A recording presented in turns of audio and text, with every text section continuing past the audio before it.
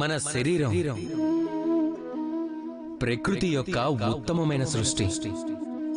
మన శరీరంలో ఏ అవయవాలైతే ఉన్నాయో వాటన్నిటికీ వాటి వాటి సొంత సందేశం అంటూ ఒకటి ఉంది. కొంచెం ఆలోచించండి. 2 కళ్ళున్నాయి చూడటానికి, 2 చెవులున్నాయి వినడానికి, వీటితో పాటుగా 2 చేతులు కూడా ఉన్నాయి కష్టపడి పని చేయటానికి. కానీ నాలుక కేవలం ఒక్కటే. నాలుకకు ఇరువైపులా బలమైన దంతాలుంటాయి దాని రక్షణ కోసం. ఎప్పుడైనా ఆలోచించారా ఎందుకు అన్నది?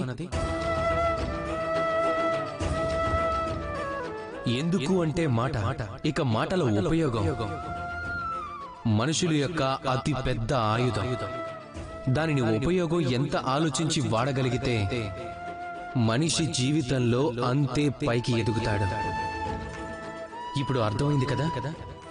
చూడండి, వినండి, ఎక్కువగా అర్థం చేసుకోండి, తక్కువగా మాట్లాడండి.